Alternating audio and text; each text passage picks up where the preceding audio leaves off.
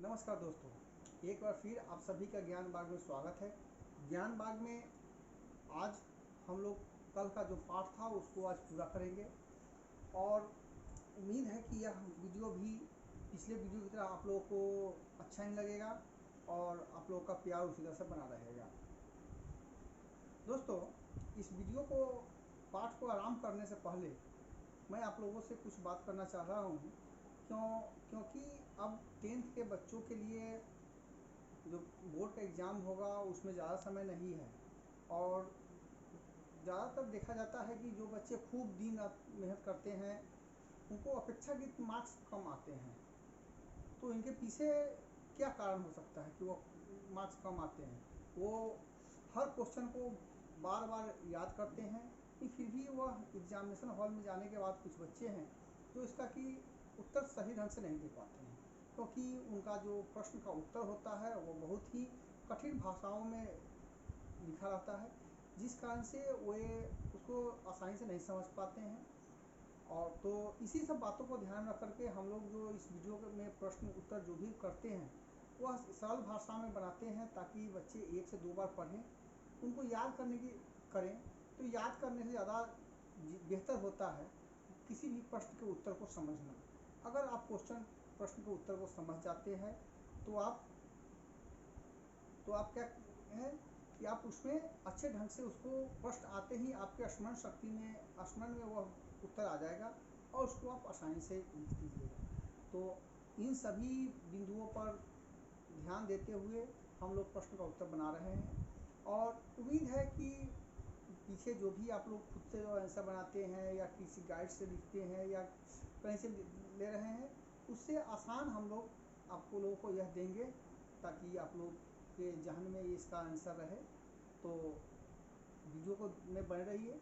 आप लोगों को स्वतः 1-2 वीडियो को देखने के बाद मालूम चल जाए कि हाँ, यह जो क्वेश्चन का आंसर हम लोग दे रहे हैं इस वीडियो के मार्फत से आप लोगों को मिल रहा है वह ज़्यादा सरल है या खुद से लिख रहे हैं, किताबी भाषा में लिख रहे हैं। क्योंकि जहाँ कहीं भी प्रश्न मिलता है उसमें यह लिखा रहता है कि विद्यार्थी यथासंभव अपने शब्दों में उत्तर दे। तो यह जरूरी नहीं है कि किताब की जो भाषा है उसी भाषा को हम हूबहू वहाँ पे उतार दें।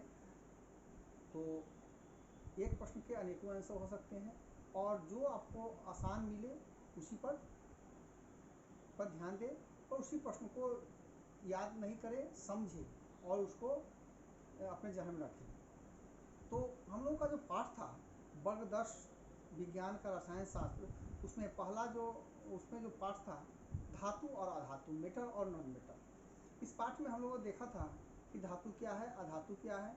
आगे इसमें हम लोग देखेंगे स्वसंयोजित यौगिक जल में अविलय किंतु कार्बनिक विलयों में विलय होते हैं। स्वसंयोजक यौगिक का द्रव्यनांक और क्वथनांक उच्च होता है।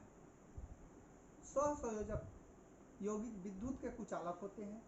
पृथ्वी के परत से प्राप्त किसी धातु के अयस्क में उपस्थित उपद्रवों को दूर कर अयस्क को शुद्ध रूप से प्राप्त करना अयस्क का सांद्रता कहलाता है। वायु में के ऑक्सीजन एवं जलवाष्प में उपस्थिति में ही लोहे में जंग लगता है। अगर लोहा में अगर उसको बाहर छोड़ देंगे तो उसमें वायु हवा भी लगेगा और जलवाष्प भी लगेगा, उसके बाद ही उसमें जंग लगेगा। मिश्र धातु 2 या अधिक धातुओं या एक धातु या एक अधातु का समान मिश्रण है। जो मिश्र धातु होता है, मिश्र मतलब मिला हुआ और धातु में धातु, इसमें 2 तरह के धातु मिले हुए हैं। कुछ भी हो सकता है या अधिक धातुओं का मिला हुआ है, एक धातु हो सकता है उसमें कुछ भाग का धातु मिला दिया जाएगा। कुछ धातुओं को लंबे समय तक खुली हवा में छोड़ देने पर उसकी सतह मलिन पड़ जाती है और धीरे धीरे धातुओं का क्षय होने लगता है। यह क्रिया धातुओं का संक्षारण कहलाता है। जैसे लोहे को भी कुछ दिनों के लिए अगर हम छोड़ देंगे बाहर में तो उसमें जंग लगना शुरू हो जाएगा और वह लोहा कमजोर होना शुरू हो जाएगा। धातुएं वे तत्व है जो इलेक्ट्रॉन प्राप्त कर ऋणात्मक आयन बनाती है। अधातुएं ऑक्सीजन से संयोग कर करके अम्लीय ऑक्साइड बनाती है।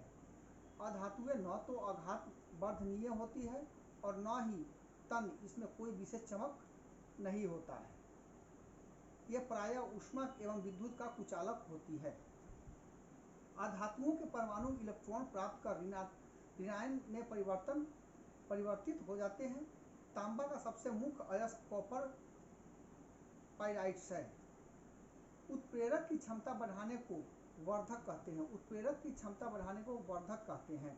शुद्ध सोना 24 कैरेट का होता है, किंतु यह अत्यंत मुलायम होता है।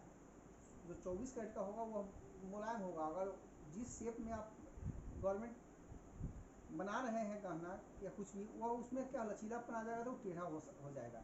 इस कारण गहने के निर्माण के लिए यह उपयुक्त होता है। जस्ता का मुख्य अयस्क Zn-CO3 तथा जिंक ब्लेड Zns है। पारा का मुख्य अयस्क सिनेवार है, जिसको हम रसायन की भाषा में HGS कहते हैं। पीतल तथा Zn के निर्मित से मिश्र धातु बनते हैं। तो पीतल जो हो गया कॉपर Cu हो गया और जस्ता Zn हो गया। तो पीतल का जो भाग है वो 80% होता है और Zn का भाग जो होता है वो 20% होता है, तब यह मिश्र धातु होता है।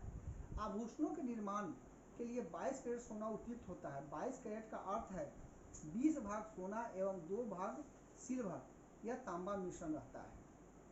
ठीक है, यह जो है 22 कैरेट का अर्थ है 20 भाग 100 ग्राम अगर ले रहे हैं तो उसमें 20 ग्राम सोना होगा और 80 ग्राम आपको चांदी भी हो सकता है या और कोई भी धातु उसमें मिलाया गया है। ड्यूरालियम एक मिश्र धातु है जिसमें कि एल्युमिनियम, कॉपर, मैग्नीशियम मिला हुआ होता है। इसमें Al 95% होगा, कॉपर 3% होगा, Mn 1% होगा, Mg 0.5% होगा। ड्यूरालियम में वायुयान, प्रेशर कुकर, स्वचालित वाहनों के पार्ट्स बनाए जाते हैं। ड्यूरालियम एल्युमिनियम नहीं, ड्यूरालियम जो होता है यह हल्का होता है और बहुत मजबूत होता है। एल्युमिनियम का मुख्य अयस्क ऑक्साइड Al2O3 2H2O तथा कोर्डन Al2O2 है। क्रोलाइट Na3AlF6 भी एल्युमिनियम का ही अयस्क है। तो इस तरह से धातु और मिश्र धातु पाठ का हम लोगों ने आज संक्षेपण देख लिया है। आगे इस पाठ में हम लोग इसका प्रश्न उत्तर, वस्तुनिष्ठ प्रश्न, रिक्त स्थानों की पूर्ति, सही गलत विकल्प, अति लघुत्तरीय प्रश्न, लघुत्तरीय प्रश्न, इन सभी को देखेंगे। और वस्तुनिष्ठ प्रश्न और रिक्त स्थानों की पूर्ति तो हर जगह सेम रहता है। अति लघुत्तरीय प्रश्न और लघुत्तरीय प्रश्न और दीर्घोत्तरीय प्रश्न को हम लोग एकदम आसान भाषाओं में आप लोगों के सामने इसका उत्तर प्रस्तुत करेंगे, जिससे कि आप लोग आसानी से इसको याद करने नहीं करना होगा, इसको सिर्फ समझना होगा। और 1 से 2 बार पढ़ने के बाद मुझे विश्वास नहीं, पूरा यकीन है कि आप लोग इसको समझिएगा और इसको अच्छे से इसका आंसर आप लोगों के जब प्रश्न पत्र आप लोगों के सामने आएगा तो इसको देख लीजिएगा। तब तक के लिए जय हिंद, जय भारत।